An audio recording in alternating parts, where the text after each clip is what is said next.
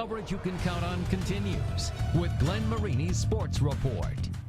Every year, 170,000 teens are taken to the emergency room for sports-induced brain injuries like concussions. What's even scarier, 69% of high school athletes say they have played with concussion-like symptoms. This fall, the Huntington North football program spent over $5,000 trying to cut that number down. The Vikings installing head impact monitoring devices into their football helmets.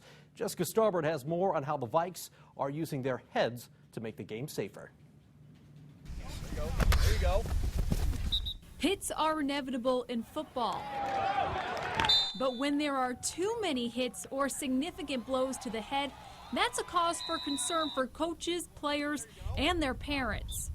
We're teaching them the right way to tackle and things like that, so we're trying to do the best that we can safety-wise for these kids here at Huntington North. That's why Huntington North has installed Riddell's Insight Impact Response Systems into 36 of their helmets. Manchester University's football team has had this technology for the last 3 years, but Huntington North is the first high school in Northeast Indiana to use it. So I started doing a little research on it, and I brought it up to our AD, Chris Toish.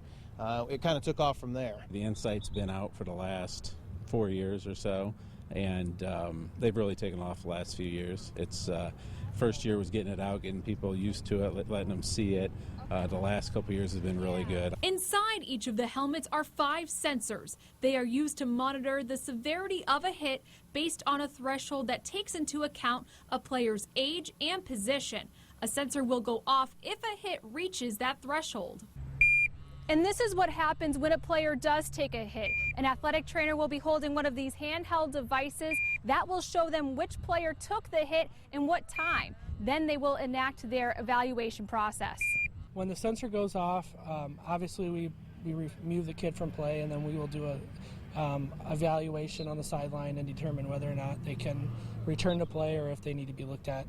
In the past, it was at the player's discretion to tell their coaches or trainers if they had concussion-like symptoms. This technology takes away the ability for a player to hide their injury to stay in a game. I know multiple guys, including myself, you'll get out there, you'll have a really hard hit, and you don't necessarily want to come off the field, even though you could be in danger. And like later on, you say, maybe I wish I would have came off because that hurt a lot, but the helmet makes it so you don't have to make that decision. Not only are the sensors used to monitor possible concussions, they can also be used as a teaching tool to help kids learn how to hit safely. We film all of our practices, and if one does happen to go off, we can use that video and time it up with when the sensor went off and kind of figure out, okay, did he drop his head? Coach Bernard says keeping the game safe will keep kids signing up for football. We're showing here at Huntington North that we want to stay ahead of the technology and be part of, I guess, the wave I think that will probably be coming in the future.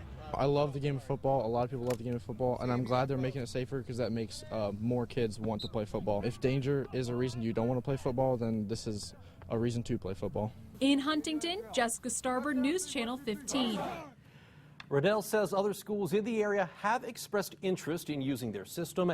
It cost $150 to install a unit into a single helmet. That does it for sports. We'll be right back.